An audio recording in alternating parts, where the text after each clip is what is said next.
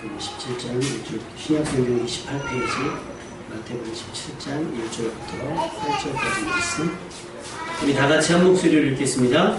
엿새 후에 예수께서 베드로와 야고보와 그 형제 요한을 내리시고 따로 높은 산에 올라가셨더니 그들 앞에서 변형되사 그 얼굴이 해같이 빛나며 옷이 빛과 같이 희어졌더라. 그때에 모세와 엘리야가 예수와 더불어 말하는 것이 그들에게 보이거늘 베드로가 예수께 여쭈어 이르되 주여 우리가 여기 있는 것이 좋사오니 만일 주께서 원하시면 내가 여기서 초막셋을 짓되 하나는 주님을 위하여 하나는 모세를 위하여 하나는 엘리야를 위하여 하리이다. 말할 때에 호련히 빛나는 구름이 그들을 덮으며 구름 속에서 소리가 나서 이르시되 이는 내 사랑하는 아들이요 내 기뻐하는 자니 너희는 그의 말을 들으라 하시는지라. 제자들이 듣고 심히 두려워하니 예수께서 나와 그들에게 손을 대시며 이르시되 일어나라 두려워하지 말라 하시니 제자들이 눈을 들고 보매 오직 예수 외에는 아무도 보이지 아니하더라. 아멘. 예, 많이 더우시죠? 폭염의 열대야. 이번 주가 지나면 좀 나아진다니까 여러분 버텨내시기를 바랍니다.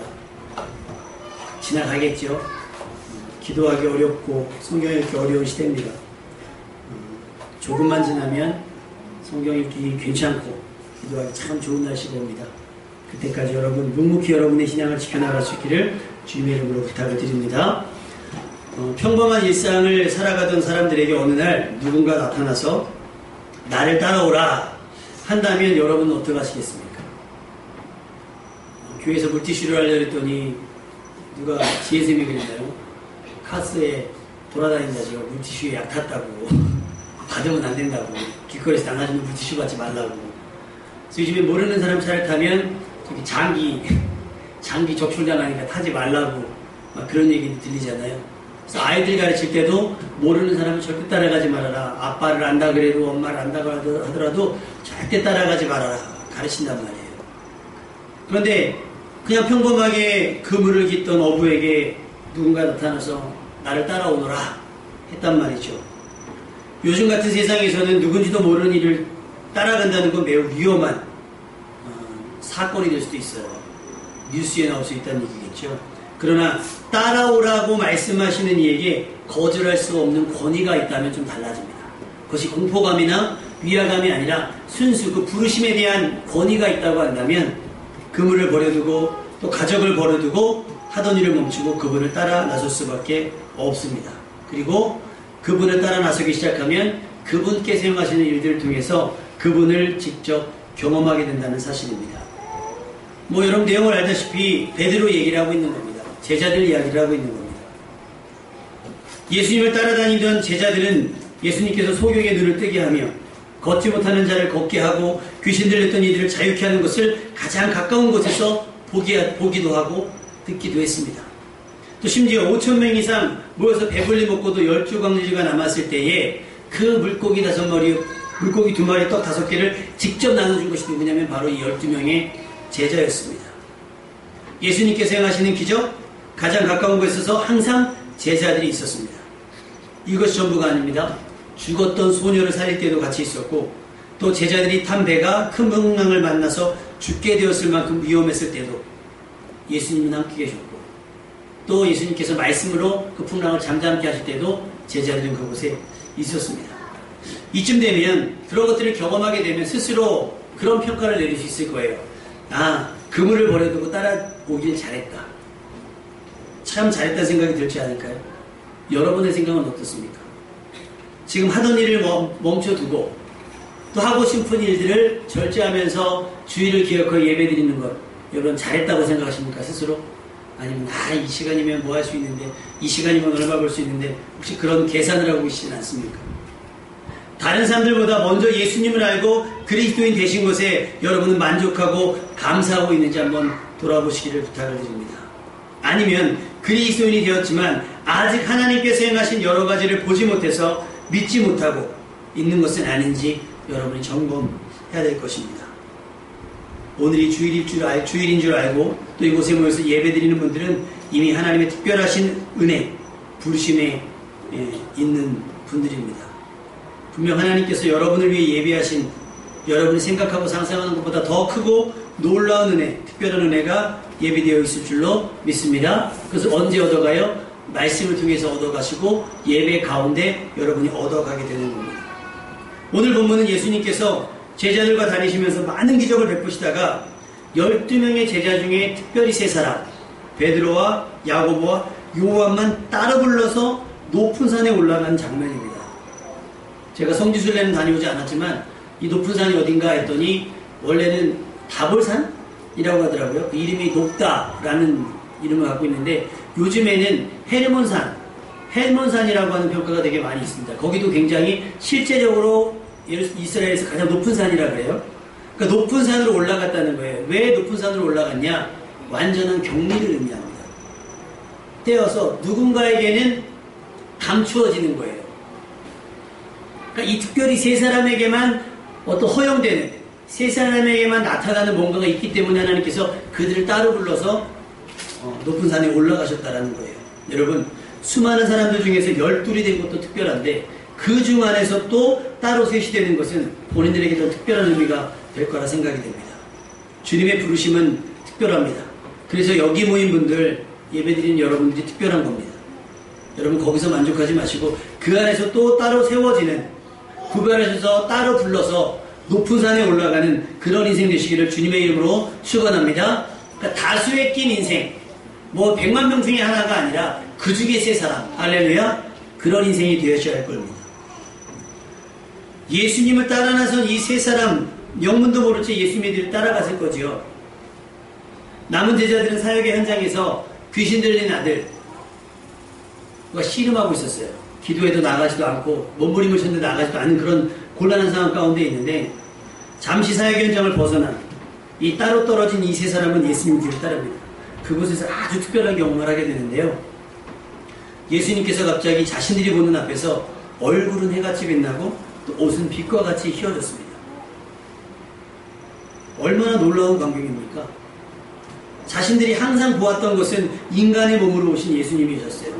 행하시는 능력이 특별하기는 했지만 외모적으로는 특이한 것을 발견한 적이 없고 그렇게 변형되는 모습을 본 적이 없습니다. 그런데 이 땅에서 본 적이 없는 그 희한한 모습, 그 특별한 모습을 자신들의 경험에서는 상상해 볼 수 없는, 어떻게 사람이 저렇게까지 변할 수 있지? 라고 할 만큼 특별하고 환상적인 그림을 보고 있는 거예요. 더군다나 거기서 뭐가 나오냐면 모세도 나오고 엘리야도 나옵니다. 마치 영화를 보는 것처럼. 요즘에 뭐 극장 가면 3D도 있고 4D도 있다면서요. 아주 실감나는 부분들이 있다고 하는데 따로 떨어진 이 베드로와 야고보, 요한은 자신들의 눈을 의심할 수밖에 없는 거예요. 이것이 정말 꿈이냐 생시냐 할 만큼. 근데 여러분 혹시 렛미인이라고 하는 프로그램 알고 계십니까? 렛미인? 그거 대단하더라고요. 거의 의느님이라고 하는 아주 그냥 뭐 예를 들면 뭐 구강구조가 좀 이상한다던가 뭐 그런 분들을 뭐 그분들이 돈을 내는지는 모르겠는데 제가 알기로는 아마 협찬으로 해서 다 고쳐주는 것 같아요. 뭐 구강이 너무나 틀어져서 식사를 못할 정도, 막 개인기피증 생긴 사람들을 수술을 해주는데 얼굴만 해주는 게 아니라 머리, 어깨, 무릎팔을 다 해주더라고요. 그러니까 거의 개조를 해요, 개조를. 그 나왔는데요. 남편도 못 알아보고 엄마도 못 알아보고 심지어 애들도 못 알아보더라고요. 그래서 막 다 막 펑펑 울어요, 자기들끼리. 그 실력에 감탄하는 건 아니겠죠. 그의 불행, 아팠던 과거에서 완전히 고쳐져서 새로운 삶을 살아갔다. 그래서 어떤 뭐 여자의 사연을 봤더니 남자친구 되게 잘생겼더라고요. 근데 여자친구에게 문제가 있는 거예요. 그런데 수술을 받아주니까 여자친구가 너무 이뻐진 거예요. 그러니까 예전에 여자가 느꼈던 훈남인 남자친구를 다른 여자들이 보는 것 때문에 더 열등감을 느꼈는데 이제는 그 훈남인 남자친구가 여자친구가 너무 이뻐지니까 남자들이 자꾸 힐끗힐끗, 더군다나 매스컴을 탔으니까 얼마나 유명세가 있겠어요. 그러니까 쳐다보는 거 보면서 스트레스 보면서 뭐 기다려줘서 고맙고 못났던 나 모습, 있는 모습 그대로 사랑해줘서 고맙고 막 해도 서로 감동하고 감격하고 그래. 얼마나 놀랬겠어요. 외모만 바뀌어도 사람들이 그렇게 놀래더라고요. 스타일만 바뀌어도 사람들이 놀라는데 이건 예수님께서 스타일만 바뀐 게 아니에요. 완전히 성경은 뭐라고 변형되어졌다. 본질 자체가 바뀐 거예요. 이 땅에서 실현될 수 없는 이 땅에서 누구도 만들어낼 수 없는 광경을 지금 예수님께서 그 특별한 세 사람에게만 보여주고 있다라고 하는 사실인 거예요. 한 번도 상상해 본 적이 없었겠죠. 꿈이나 환상이 아닌 실제라는 것을 깨닫게 되었을 때 얼마나 무섭고 두려울까요? 여러분 생각해 본다면 그것이 다시 오실 예수님의 모습이었습니다. 할렐루야.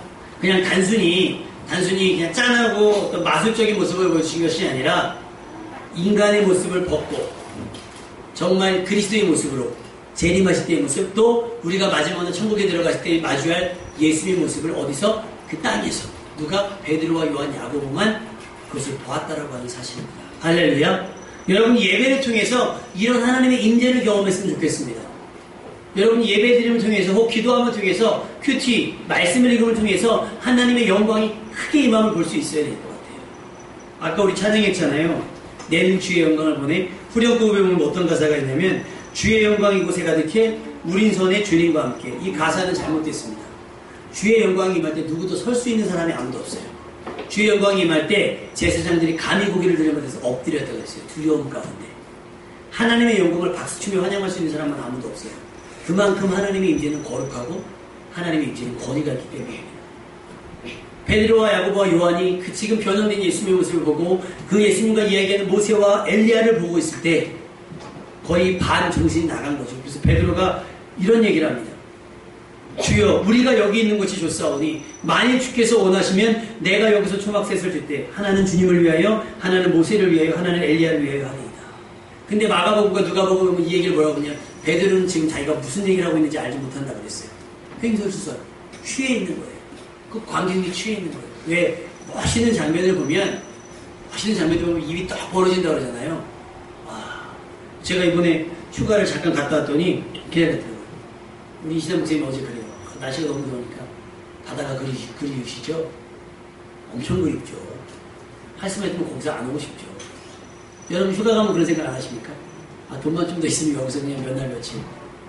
아, 여보가 한 달만 있었으면 좋겠다. 그런 생각 하잖아요.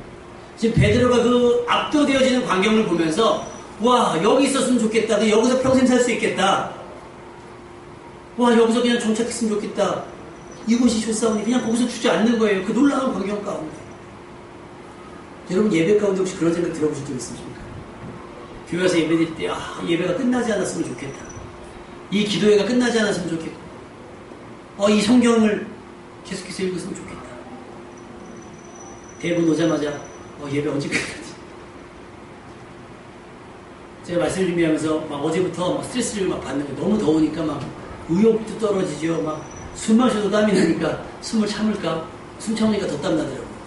거기다 우리 주일학교 소희라고 우리 하연이 친구가 토요일 이제 저희 집에서 자거든요. 이것도 잠을 안 자요. 그냥 쫙쫙쫙 되는 소리가 그냥 거실에서 들리죠. 스트레스 받는 거예요. 말씀 준비하면서. 이게 스트레스 가운데 말씀을 준비하면 듣는 성도들은 은혜를 받을까? 그런 생각이 드는 거예요.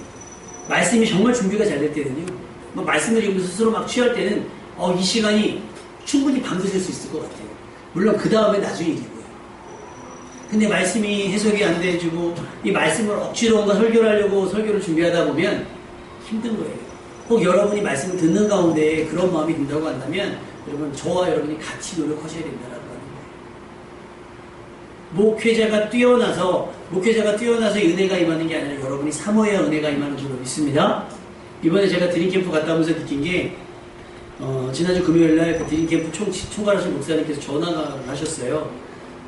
설교해 주셔서 감사하다고 식사를 대접하겠노라고.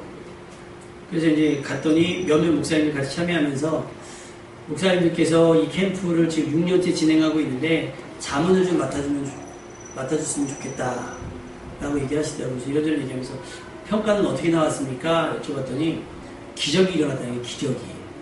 무슨 기적이 나타났습니까? 제가 말씀을 전했잖아요. 어떤 기적이 일어났습니까? 했더니 6년을 진행하면서 애들이 말씀 시간에 말씀 2번 시간에 1시간이 넘는 시간을 졸지 않고 끝까지 들은 게 이번이 처음이었대요. 힘들어갖고 졸고 짜증내고 그러는데 이번에는 애들 떠드는 애 하나 없이 이렇게 들은 것 자체가 기적이라는 거예요. 그러면서 하는 얘기가 그래서 말인데 목사님 내년에도 한 번 더 해주면 좋겠다고 말씀을 하시더라고요.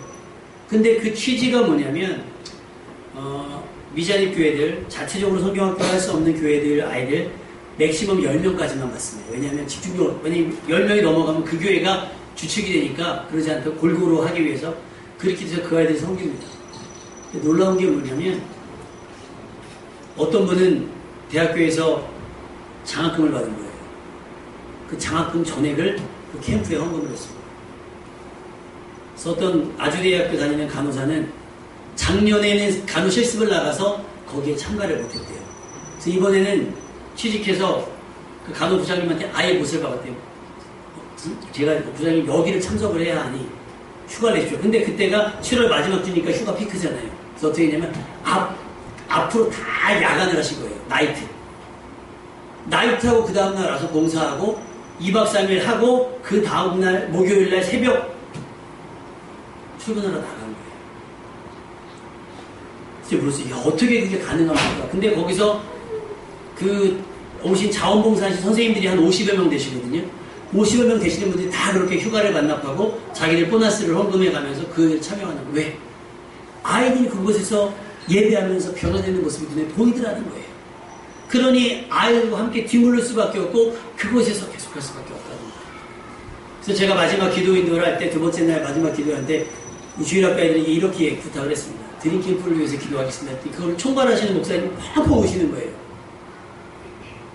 한 번도 이 아이들이 직접 드림캠프를 위해서 기도해 본 적이 없는 거죠. 그 아이들은 그저 그 드림캠프의 수혜자인 줄 알았는데 말씀을 듣고 아이들이 성장하면서 이제 기도로 이 드림캠프를 돕는. 그래서 뭐 서울에 있는 어떤 저쪽에 있는 목사님이 내년엔 연합해서 2차례 하자. 뭐 어디는 오시기만 하면 저쪽에서 하겠습니다. 막 이렇게 점점 확대되어지는 나타납니다. 그들이 경험한 것은 뭐냐면 임재하신 하나님이에요. 할렐루야. 특별한 행사가 있는 거 아니에요. 수영장도 안 가요. 저희 교회도 수영장 가잖아요. 거기는 한 거의 100여 명 되는 아이들 데리고 2박 3일 동안 프로그램만 돌리는데 다른 것 안 해요. 오직 하나님의 임재. 할렐루야. 하나님의 말씀을 듣게 하는 거예요. 계속해서 하나님의 임재. 그러니까 우리가 추구해야 되는 것은 어떤 이벤트가 아니라는 거예요. 이벤트가 아니에요. 뭐예요? 하나님의 임재를 경험하는 거예요. 그래서 이곳에 임재하신 하나님의 영광을 여러분이 눈으로 보고 귀로 듣고 손으로 만질 수 있어야 돼요. 어떤 하나님 그렇게 고백했대요. 앞으로 토요일날 잠을 일찍 자겠습니다. 왜? 주일날 교회 가야 되니까요. 그런 다짐들이 아이들의 신앙 고백 가운데 나오기 시작했다는 거예요. 뭐 했습니까? 그들이 거기서 하나님의 영광을 봅니다. 할렐루야. 엘리 제사장은 졸고 있으면서 하나님의 음성을 듣지 못할 때 어린 사무엘은 거기서 하나님의 음성을 듣잖아요. 똑같이 예배드리는데 누구는 하나님의 임재를 여기서 경험하고 누구는 이곳에서 예배가 언제 끝나나 지루해만 하고 있다고 한다면 굳이 여기까지 나올 저희가 없다는 거죠. 그러니까 여러분이 시간 내서 힘을 내서 이곳에 모였으니 이곳에 가득한 하나님의 임재를 경험할 수 있는 여러분 되시기를 주님의 이름으로 부탁을 드립니다. 얼마나 그것이 황홀하고 행복하고 즐겁고 환상적인 경험이 됐습니다. 그러니까 남들이 보지 못했고 남들은 경험해보지 못했던 특별한 경험이 현실 속에서 여러분에게 나타난다면, 여러분에게 경험되어진다면 더 확신할 수 있지 않겠어요? 더 열정적이지 않겠습니까? 그러니까 이 세 사람, 베드로와 야고보와 요한이 그 변화산에서 주님의 변형되심을 눈으로 목격하고 그 환상에 취하게 되면 다른 인류보다 더 주님을 확신하고 신뢰해야 될 것입니다. 근데 안타까운 건 뭐냐? 그것을 봤음에도 불구하고 그 놀라운 동행을 본인의 눈으로 직접 보았음에도 불구하고 예수님 잡혀가실 때는 다 버리고 떠났다는 거예요. 그래서 깨달았어요. 경험이 전부가 아니구나. 경험이 전부가 아니구나. 그걸 봤으면 확신해야 되는 거예요. 그걸 봤으면 그것이 내 삶과 일체가 되어야 되는데 본 것으로 그냥 짜릿함으로 끝나는 거죠. 어떤 분은 방언받고 기도를 멈춰요. 왜? 기도의 목적이 방언이었습니까? 아니죠. 방언의 목적이 기도가 되어야 됩니다. 아멘. 은사와 성령의 목적이 내가 주님을 위해 헌신하기 원하고 주님께도 충성하기 원함이 되어야 되는데 우리는 그저 한 번의 경험이어야 된다는 거예요. 한 번의 경험. 뭐 요즘에 자기 개발에 대한 프로그램들이 굉장히 많이 나오는데 뭐 자신감 프로젝트 뭐 그런 거 하시는 분들도 있더라고요. 그러니까 왜 좀 이렇게 대인기피증이고 이런 분들 발표 같은 거 잘 못하는 분들을 이렇게 뭐 해주는 건데 어떤 일이 있냐면 전철문 열리면 전철문 열리면 들어가서 나는 람보다 두두두두두 하고 뛰쳐 나오는 거예요. 그거를 직접 프로그램화해서 그에게 용기를 주더라고요. 무슨 미친 사람처럼 그렇게 할 필요가 없잖아요. 그거 하려고 하는 게 그가 실생활에서 용기를 내기 위해서 그것을 경험하는 것인데 우리는 하나님을 경험하려고 하는 목적이 뭐냐? 그냥 그 짜릿한 경험 한 번 그걸 추구한다. 아니요. 여러분 그 하나님을 경험하는 그 경험으로 말미암아 여러분 실생활에서 더 확신 있게 살아가려고 하는 목적이 되어야 되는 줄로 믿습니다. 할렐루야. 그러니까 여러분 기도할 때도 응답을 경험해야 되는 게 뭐예요? 응답을 경험해야 더 기도하게 되죠. 순종을 해봐야 깊은 데 가서 그물을 내려서 물고기를 얻어봐야 그 다음부터 하나님의 말씀에 순종할 수 있게 되지 않겠습니까? 그러니까 순종해본 사람은 계속 순종하는 거예요. 응답을 받은 사람은 계속 기도하는 것이고 예배 가운데 하나님의 의지를 발견한 사람은 계속 예배 드릴 수밖에 없는 거예요. 근데 그렇지 못하는 건 아직 경험해보지 못했기 때문이죠. 여러분 하나님이 경험할 수 있기를 주님의 이름으로 부탁을 드립니다. 예수님의 이 땅에서 모습이 아니라 장차 우리에게 나타날 우리가 앞으로 경험할 영원한 모습, 그 영광의 모습 그것을 미리 본 자들, 다른 사람들은 보지 못했지만 그 세 사람은 미리 보았습니다. 여러분은 미리 볼 수 있는 자들, 여러분에게만 하나님께서 미리 보여주시는 은혜가 있기를 주님의 이름으로 부탁을 드립니다. 그런데 제가 이 말씀을 준비하면서 깨달은 것이 뭐냐면 우리에게 중요하고 더 중요하고 필요한 것은 변화산에서 예수님께서 변화된 변형이 아니라 골고다에 올라가신 십자가의 주님이라고 하는 사실입니다. 이제 예수님께서 행하셨던 많은 사역 속에서 여러분 빠져나와야 됩니다. 그 황홀한 어떤 그런 이미지, 예배 가운데 우리 충만히 받았어. 거기서 벗어나셔서 어떻게 삶 가운데 나아가야 되는 거예요. 다시 현실과 마주해야 돼요. 베드로처럼 그냥 이곳이 좋사오니 여기서 머물겠습니다. 그러니까 예배 드리는 거 좋아요. 근데 믿지 않는 남편과 갈등하는 건 싫은 거예요. 교회 성도들과 이야기하고 대화하는 건 너무 좋은 거예요. 근데 이웃들과 대화하는 건 싫은 거예요. 왜? 안 맞으니까. 그러니까 자꾸 세상 사람들이 기피하고 교회 사람들과 모여요. 안 되죠. 여기서 그 황홀한 경험해가지고 어디 가요? 세상 가운데 확신해가지고 나와야 돼요. 그래서 이 기쁨 가운데, 이 구원의 감격 가운데 그들을 초청할 수 있어야 되는데 우리는 뭐예요? 그들과 단절하는 거예요. 여기 좋다는 거예요. 여기. 끝내주는 장면이 있었으니까. 이 끝나자 뭐 환상적인 모습을 그냥 취하고 있다 있고 싶다는 거죠. 아니요, 여러분. 기도했으면 기도한 사람, 누군가를 위해 기도했다면 그 사람을 만나야 돼요. 여러분이 이곳에 은혜를 받았다면 그 은혜 받은 모습으로 세상 가운데 나가야 된다는 거예요. 왜? 우리 십자가 지기 위해서 이런 은혜를 경험해야 되니까요. 우리가 매일 특별한 은혜만을 갈망한다면 현실을 도피하게 됩니다. 만일 베드로가요, 무리를 걸었잖아요. 그러니까 무리를 걸어본 게 그 짜릿하거든요. 그 발바닥의 느낌이 여전히 살아있으니까 맨날 기도해요. 하나님, 한 번 걸어봤으니까 한 번 더 걸어보면 안 될까요? 맨날 물가에 앉아가지고 하나님, 오늘은 걷게 해주시면 안 되겠습니까? 오늘 걷게, 그 집만 하고 앉아있다고 한다면 무리를 걷는 게 무슨 일? 지긋지긋하지 않겠어요? 피곤한 일입니다. 하나님이 원하시는 건 그게 아니에요. 여러분께 묻겠습니다. 여러분 그동안 무엇을 보고 무엇을 들으셨습니까? 매주 예배를 드리지만 또 새벽에 기도하지만 수요일 금요일 나와서 말씀을 듣고 기도하고 찬송하지만 또 매일 아침 큐티를 하지만 그곳에서 여러분 무엇을 경험하십니까? 말씀 자체이신 그리스도를 경험하십니까? 제가 이렇게 큐티를 보내주면 제가 제 방에서 카톡을 보내면 거실에서 안사람 카톡이 옵니다. 카톡. 그럼 아빠다. 애들이 그래요. 아빠다. 그럼 우리 같이 사니까 한 번도 고백이 없다가 어제부터인가요? 그제부터인가요? 제가 큐티를 보내면 저희 안사람이 아멘으로 답장을 합니다. 그리고 내가 그랬어요. 아멘 하길래 뭐라? 기분 괜찮은데? 그리고 제가 답장을 했거든요.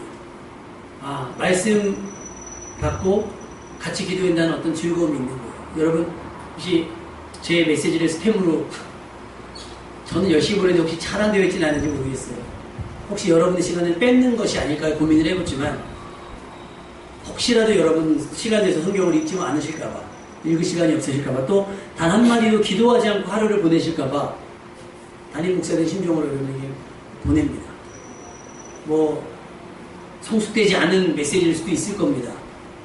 바라기는 그 말씀 속에 나타나신 하나님을 경험했으면 좋겠습니다. 할렐루야. 그 기도 속에서 여러분 응답을 경험했으면 좋겠고 우리 성도들이 잠깐 1분도 안 되는 시간이잖아요. 그 시간 동안 같은 제목으로 기도하면서 받는 은혜가 있을 것 같아요. 그럼 그것을 함께 나누면 이곳에서 우리 변화산의 어떤 은혜를 경험할 수 있게 되지 않을까라는 기대가 있습니다. 근데 가만히 보면 읽고는 계신 건지, 이것이 아침마다 혹시 귀찮은 건 아닌지. 그래서 첫날 안사람에게 카톡을 받았을 때는 좋았어요. 근데 보내자마자 아멘 왔어요. 수생각. 벌써 다 읽었나? 읽고 묵상을 한 거야? 아니 뭐 의무적으로 아멘한 거야. 제일 아멘을 잘하신 분이 큰표 선생님. 아멘하고 뒤에 축복의 말씀 다 해요. 다른 분들은 가끔 보면 일이 꺼지지 않는 분도 있어요. 계속 일이 있다가 그 다음날 보낼 때 일이 없어지더라고요. 읽고는 계신가 생각합니다. 여러분, 우리 물된동산 교회에만 보내는 메시지입니다. 이거 뭐예요? 많은 사람들이 있지만 여러분들만 구별되어져서 특별하게 보내는 거예요. 따로 세 사람이 나눠졌던 것처럼 여러분 그런 분들인 거예요. 말씀의 교회가 있을 때마다, 기도의 교회가 있을 때마다, 예배의 교회가 있을 때마다 여러분 하나님의 임재를 경험할 수 있기를 부탁드립니다. 아멘. 그러니까 따로 시간을 내려고 하지 마시고요. 일상 속에서 자꾸 주님을 만나려고 노력을 하셔야 돼요. 일상 속에서. 그 은혜의 경험이 여러분을 살게 합니다. 그 성령의 경험이 여러분이 약한 세대에서 버티게 합니다. 그 황홀하고 환상적인 믿음의 경험이 여러분에게 용기가 되고 동기가 되어서 하나님의 말씀에 순종하게 됩니다. 제가 우리 수요일 금요일하고 주문을 말씀드렸어요. 드림캠프 하는데 저희가 성경학교 하면서 간식을 찬조받았잖아요. 그래서 간증이 있어요. 우리 성경학교 하는데 저녁에 저희 피자를 먹이려고 했더니 어떤 분이 피자를, 우리 주일학교 아버님이 피자헛 아주 비싼 피자를 6판을 사오셔가지고 배불리게 먹었다고. 뭐 그렇게 간증했는데 그 다음날 그 집회 150명 집회거든요. 150명 집회에 피자가 50판이 배달이 됐어요. 50판이. 두 사람이. 여러분 한 판에 10,000원씩만 해도 얼마예요? 50만 원이요. 돈이 많아서가 아니죠. 어떻게 보면 그가 보너스 받은 거 전부일 수도 있고 어떤 알바생이었다고 하면 알바한 전부일 수도 있어요. 그럼 우린 그런 거예요. 아이고 그렇게까지 해야 돼? 그는 보았기 때문에 할 수밖에 없는 거고 그는 들었기 때문에 할 수밖에 없는 거예요. 확신이 넘치기 때문에 할 수밖에 없는 거예요. 반대로 우리는 왜 못할까요? 우리는 왜 안 될까요? 우리는 확실히 덜한 거죠. 아슬아슬한 거예요. 이거 드리면 어떻게 살지? 이게 하는 게 무슨 의미가 있을까? 복문할 수 있는 거예요. 왜? 용기가 되거든요. 동기가 되는 거예요. 더 열정적으로 주님을 예배하고 말씀에 순종할 이유가 되는 거예요. 또 맡겨진 일에 충성할 수 있는 이유가 돼요. 왜? 봤으니까요. 보았으니까요. 들었으니까요. 만졌으니까요. 남들은 알지 못하는 그 사람들이 내가 미친 거 아니야? 라고 하지만 그들은 보지 못한 것을 우리는 보았으니까. 예수님께서 그 베드로와 요한과 야곱에게 얘기합니다. 아무에게도 이 얘기를 하지 말아라. 인자가 영광에 올 때까지 아무에게도 얘기하지. 여러분 얘기한들 이해가 되겠습니까? 야, 지금 얼굴이 막 빛났어. 빛난 게 뭐 물광을 낸 건가? 이해를 못하잖아요.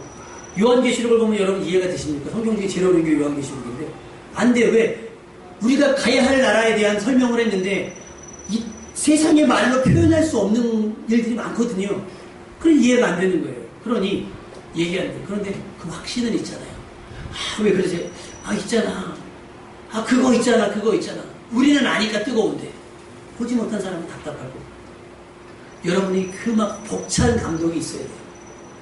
예배 가운데, 기도 가운데, 말씀을 묵상하고 성경을 읽는 가운데 있어야 됩니다.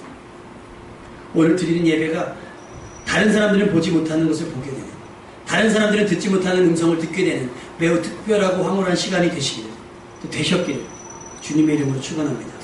허무하게 그냥 돌아가지 마시고 버티셔야 됩니다. 예수님은 또 그의 말씀을 반드시 경험하시기 바랍니다. 그리고 그 은혜에 취해만 있지 말고 은혜 받은 힘으로, 은혜 받은 심정으로 여러분이 맡겨진 여러분의 십자가 가지고 세상을 향해 잃어버린 자를 찾아서 넘어진 자를 이렇게 세우기 위해서 한 걸음 한 걸음 주의 말씀에 순종해 나갈 수 있는 여러분 되시길 주님의 이름으로 축원합니다. 여러분의 확신이 희미해지지 않아요. 여러분의 아직 구원의 열정이 식지 않았으면 좋겠어요. 그것이 가능하게 되는 게 뭐예요? 주님을 경험하는 것밖에 없어요.